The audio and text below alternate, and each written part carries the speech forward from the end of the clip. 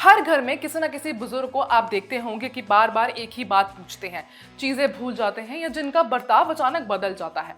अक्सर हम ये कहकर टाल देते हैं, अरे बुढ़ापा है, ऐसा तो होता ही है।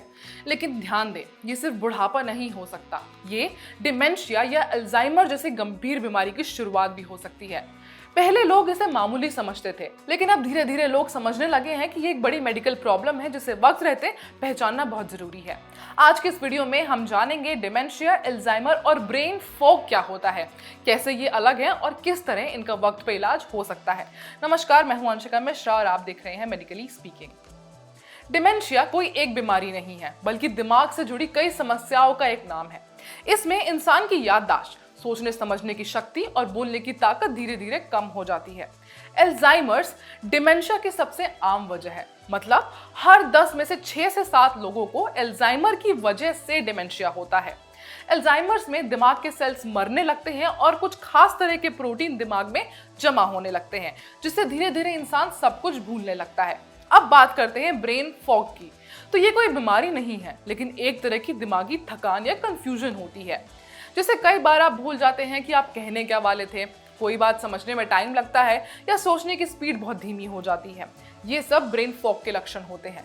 इसका कारण हो सकता है नींद पूरी ना होना, स्ट्रेस ज्यादा होना, शरीर में विटामिन की कमी होना, या कभी कभी कोविड के बाद भी ये प्रॉब्लम आ सकती है। ब्रेन फॉग सिर्फ कुछ समय के लिए होता है, मतलब कुछ समय बाद सही लाइफस्टाइल से ये ठीक भी हो सकता है।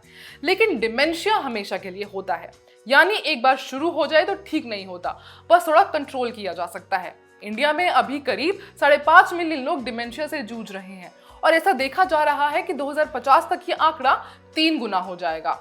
सबसे बड़ी बात यह है कि ये अब सिर्फ 70 से 80 की उम्र में ही नहीं, बल्कि 40 साल की उम्र में भी इसके केसेस सामने आ रहे हैं, जिसे कहते हैं यंग ऑनसेट डिमेंशिया। अगर आपके घर में कोई रोजमर्रा की बातें भूलने लगे, बार बार एक ही बात पूछे, गुस्से में रहने लगे, अकेले रहने लगे या किसी से मिलना जुलना कम कर दे, तो इसे अनदेखा ना करें। हो सकता है ये सिर्फ थकान या स्ट्रेस नहीं, बल्कि डिमेंशिया की शुरुआत हो।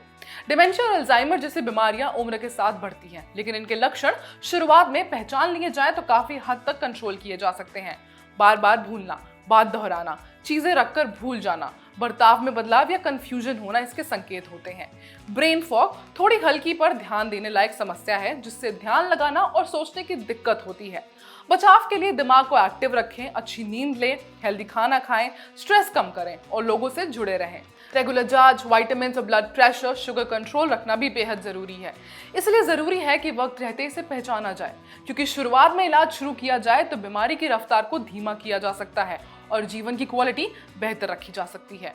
अगर आपको लगे कि कुछ गड़बड़ है तो फैमिली से बात करें, डॉक्टर से सलाह लें और लापरवाही ना करें। दिमाग की बीमारियां दिखती नहीं हैं, पर उनका असर बहुत गहरा छोड़ती हैं। धन्यवाद।